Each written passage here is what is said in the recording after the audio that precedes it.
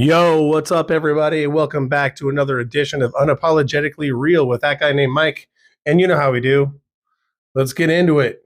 Some more crazy TikTok videos. And this first one is a conspiracy theory about Iraq. What was Iraq actually hiding? There's a theory that the US stayed in Iraq for over a decade after it was liberated, not because of oil, but something way more powerful. In the 1920s, a British explorer discovered what was rumored to be the oldest known Stargate in the world, a device that's essentially able to take people across interstellar distances instantly. It was located at what is known today as the Great Ziggurat. However, in the 1980s, Saddam Hussein fortified the ancient complex in an attempt to keep explorers from seeing what was hidden inside.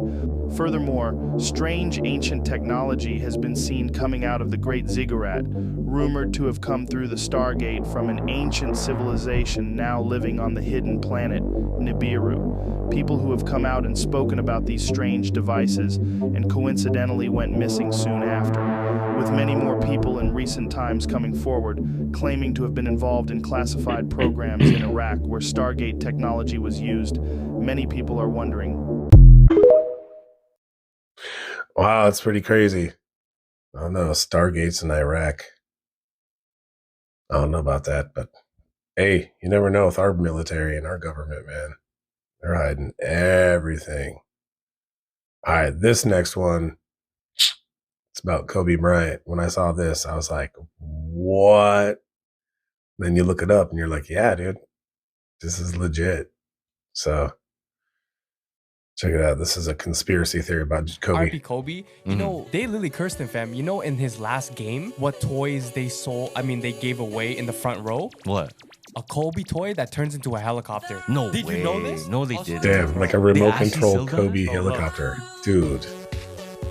What? Kobe Bryant collectible on his last game. The action figure that turns him into a helicopter. What the fuck? That's a thing? Wow. Yeah, and you know the Kanye West ad with Kobe? Yeah. Yeah, the predictive foreshadowing. The one when he's on top of the roof and he's like dribbling. Yeah. Yeah, and he's like, the guy at the end is literally like, oh yeah, Kobe, greats come and go. And then Kobe, the last words was, yeah, but legends live forever. And then he throws a bomb on the helicopter where Kanye goes. Oh, shit. And it blows up. On the helicopter. On a helicopter. A few years go Yeah, I by, remember that a cartoon makes Crazy. a meme about Kobe of him dying in a helicopter. And he's holding And he's like holding the... it too. He's like, Yeah. Kobe, can you pass me the trophies? And he's like, no, I don't pass. Yeah. No, yeah. don't pass. And then the Oh, that's helicopter messed goes. up. Dang. Yeah, that one's pretty nuts, man. The helicopter shit. That's wow. It's pretty crazy. All right, this one. I don't know about all this. This almost reminds me of like the whole crazy lost empire in the United States. There we go.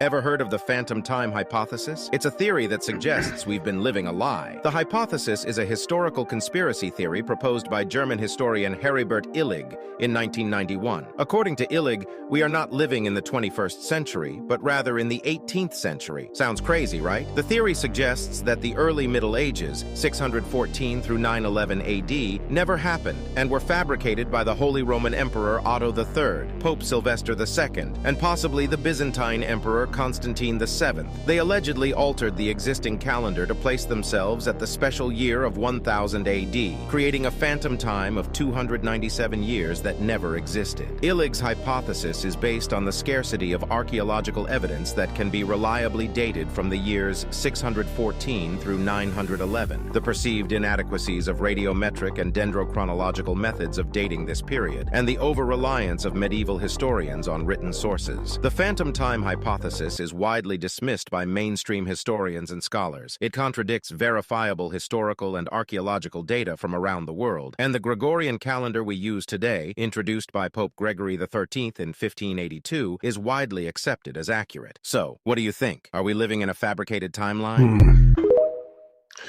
Yeah, I don't know. I really don't think we're living in a phantom timeline, personally.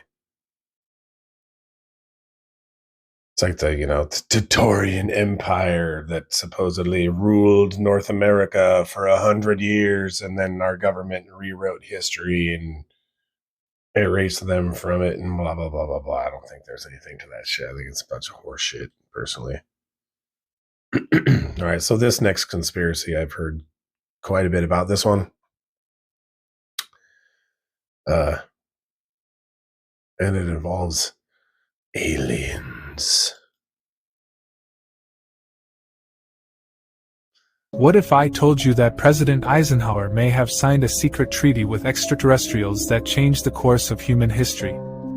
According to a captivating conspiracy theory, in 1954, Eisenhower met with otherworldly beings at Holloman Air Force Base in New Mexico, forging a clandestine agreement known as the Greada Treaty. This remarkable treaty allegedly allowed aliens to abduct a limited number of humans for experiments, in exchange for sharing their advanced technology with the US government, including propulsion systems and energy generation. In return, both parties agreed to keep their collaboration and the existence of extraterrestrial life a secret, potentially altering our world forever. Can't get enough of this enigmatic tale? Check out our full video for more mind-blowing conspiracies. And don't forget to like, subscribe, and hit the notification bell for more mysterious content. Yeah, I follow those guys. They have some pretty interesting stuff. But yeah, that goes back to old MJ12, Majestic 12 stuff. That's pretty much, if you're really into UFO lore, that's pretty much nothing new. This one is news to me, actually. I live in Washington State, and this one's in Washington, so I've never heard of this one. This one's in Ellensburg. And me and my girlfriend, she has a son who's going to college at Central Washington. They're in Ellensburg. So it's very interesting that I've never heard of this before. So, giant hole in Ellensburg. What is the government not telling us about this hole? There is a mysterious 80,000 feet deep hole in Washington State right next to the Yakima Training Center. Mel Waters, who made a call to the local radio station back in 1997, has described strange occurrences near that hole, such as black beams shooting out of it and his neighbor's dead dog coming back to life after being thrown in. What? Allegedly, Mel was paid off by the government to remain quiet coming about back it, to life. and satellite images of Mel's property has been intentionally blurred, leaving us to speculate what is going on. Followed because my next story is crazy. That is not... Neighbor's dog came back to life after being thrown into it. A dead dog was thrown into the hole and it came back to life. What the? Okay. Now, I don't know. If you didn't post it, it didn't happen, bro. All right, this next one is Jake Paul is interviewing Dr. Stephen Greer. He is basically the OG whistleblower. What is the most dangerous information that you know? Oh, boy. Well, I'll tell you what I told the director of the Defense Intelligence Agency in his office. One and the same. Patrick Hughes. Me and that guy. Pretend that you're him. Okay. The first question he asked me was, we don't understand why you haven't committed suicide yet, to me. And I said, that's pretty heavy. I don't need to do that. Because his father had, knowing what I'm about to tell you. And that is that there's a group of people who control this issue that are trying to sort of agent provocateur, to provoke an interplanetary incident. So the next war, World War III, will be interplanetary. And there is a serious group of nut jobs, and they have to be put on a leash and stood down fast and quickly. And the trigger, when Unacknowledged hit hundreds of millions of people seeing it, this group started releasing stuff to the CNN and Washington. I don't know, man. Trying to invoke some kind of battle between us and another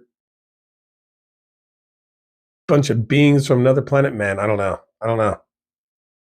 This next one. So I've known about a lot of stuff on our money. I actually have another video on that. But some of this stuff is actually pretty new to me. So this is some of our newer money, and some of it's pretty disturbing. And here we go.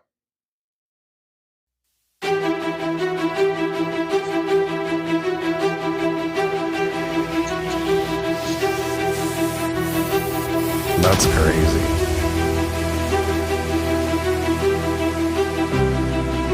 Couldn't tell what that was.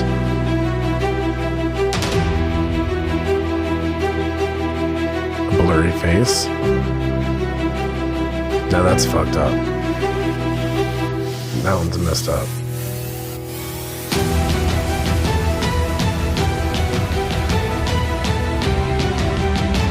Well, that's creepy.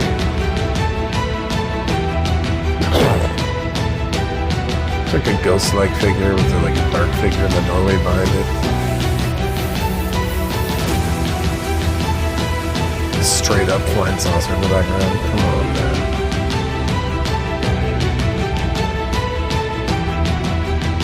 Hidden in plain sight, y'all.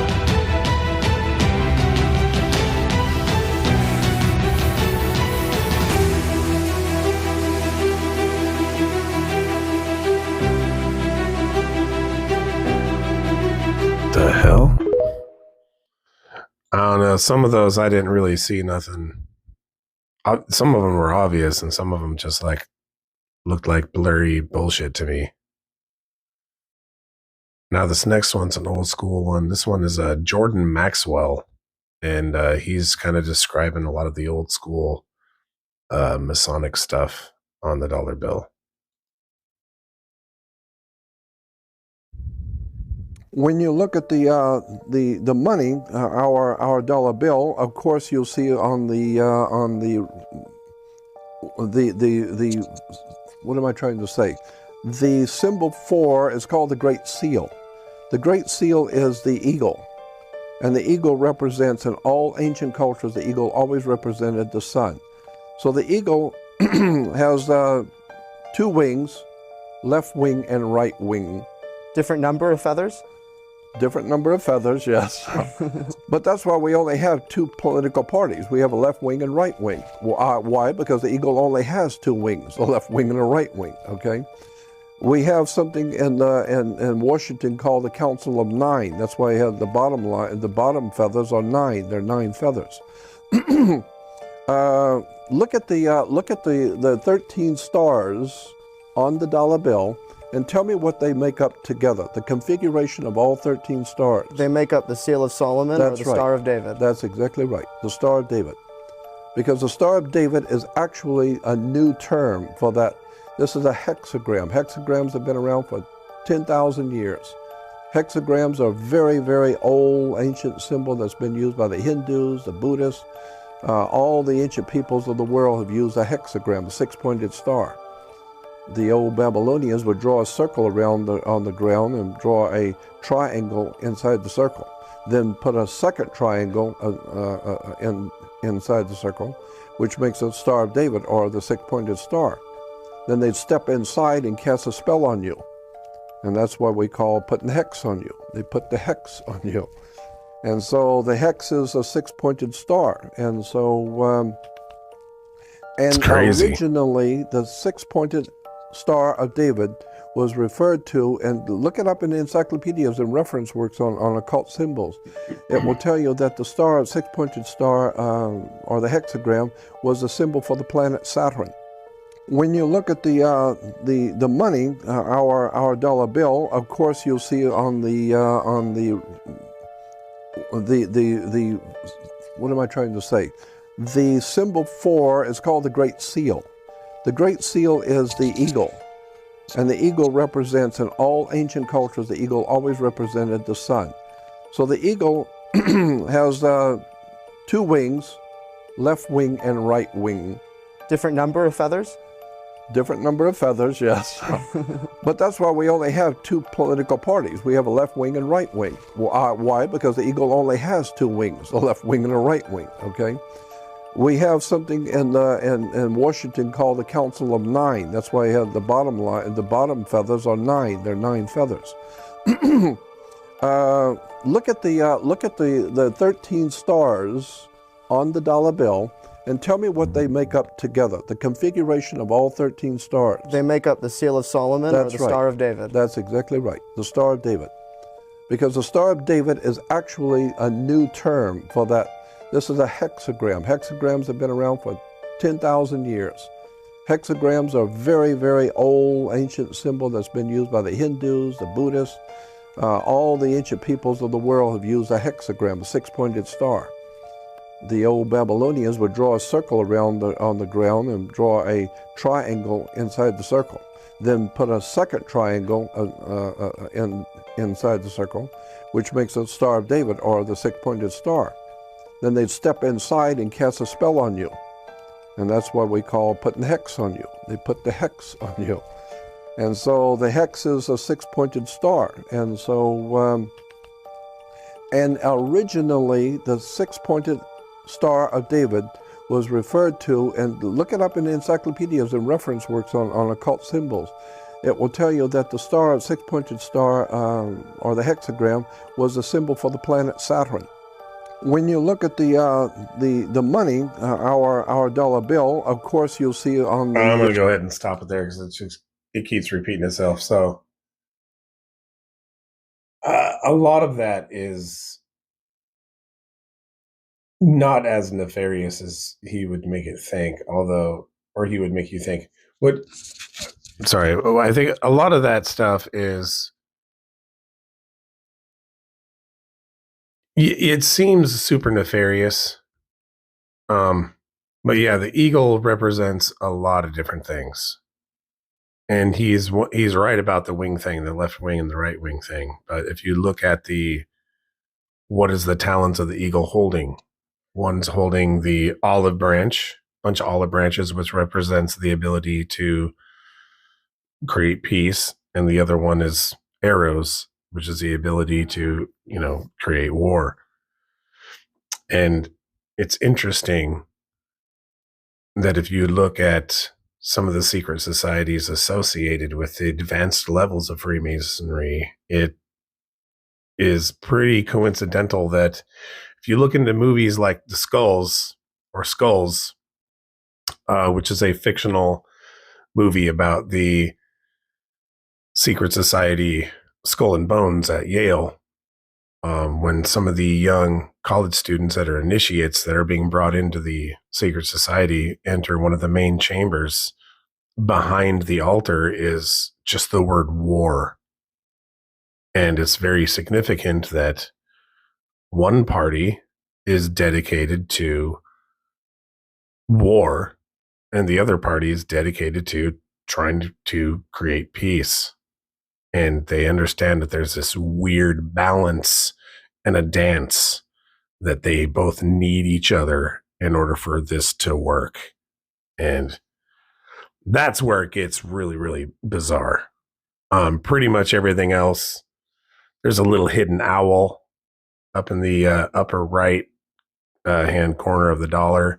If you look at the framing of the one, there's a little scalloping thing. If you look in that little scalloping, there's a little owl peeking out. And that's representative of the Bohemian Grove and Moloch. And it gets into like all sorts of weird pre-Christian Canaanite shit that gets back into like weird ancient mystery religions and super Old Testament-y stuff that you have to be a part of one of these groups before you're allowed to know any of that stuff. So who knows?